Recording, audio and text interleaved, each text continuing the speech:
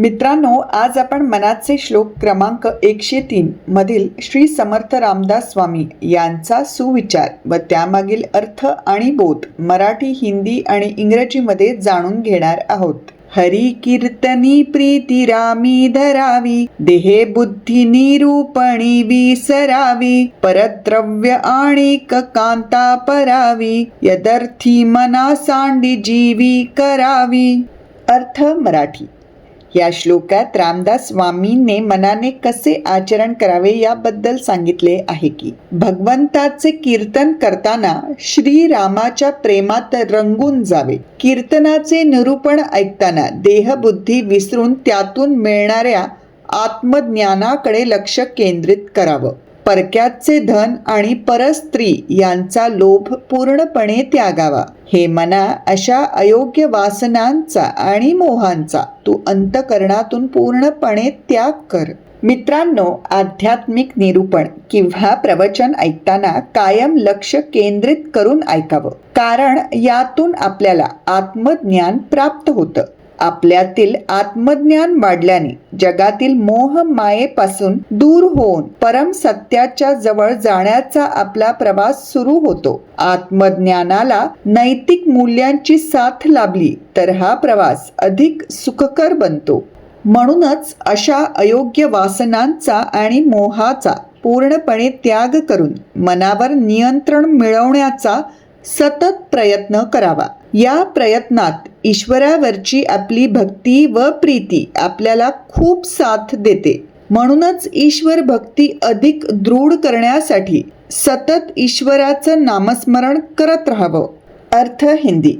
इस श्लोक में रामदास स्वामी जी ने मन को कैसा आचरण करना चाहिए इसके बारे में बताया है कि भगवान का कीर्तन करते समय श्री राम के प्रति सच्ची प्रीति रखो. कीर्तन सुनते समय देहात्म बुद्धि को भूलकर उससे मिलने वाले आत्मज्ञान पर ध्यान केंद्रित करो.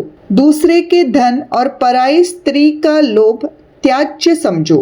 हे मन, अपने दिल से ऐसी गलत इच्छाओं और लालच को पूरी तरह से छोड़ दो. दोस्तों, आध्यात्मिक विवेचन या प्रवचन को सुनते समय हमेशा ध्यान लगाकर सुनना चाहिए, क्योंकि इससे हमें आत्मज्ञान प्राप्त होता है. हमारा आत्मज्ञान बढ़ने से दुनिया के भ्रमों से दूर होकर अंतिम सत्य के करीब जाने की हमारी यात्रा शुरू होती है. आत्मज्ञान के साथ अगर नैतिक मूल्य भी हो तो यह सफर और भी सुखद हो जाता है. इसलिए हमें ऐसी गलत इच्छाओं और मोह को पूरी तरह से छोड़कर अपने मन पर नियंत्रण पाने की लगातार कोशिश करनी चाहिए. भगवान के प्रति हमारी भक्ति और प्रेम हमें इस काम में बहुत ज्यादा मदद करते हैं. इसलिए हमारी ईश्वर भक्ति को मजबूत करने के लिए लगातार भगवान का नाम जाप करना चाहिए. अर्थ English. In this shloka, Ramdas Swamiji has talked about how the mind should behave. He says,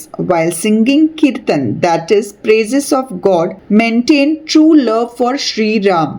While listening to kirtan, one should set aside body consciousness and focus on the self-knowledge gained from it. Consider the coveting of another's wealth and another man's wife as something to be shunned. O mind, completely cast aside such misguided desires and greed from your heart.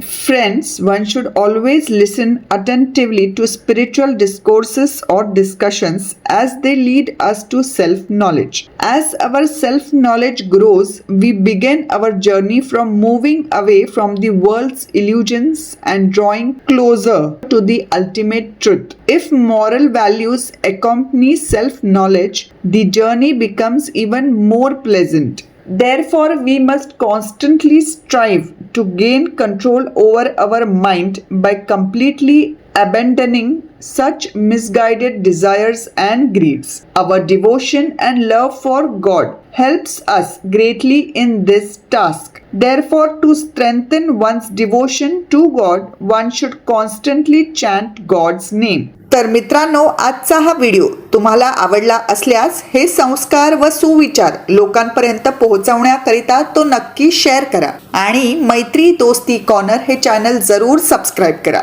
धन्यवाद. राम कृष्ण हरी.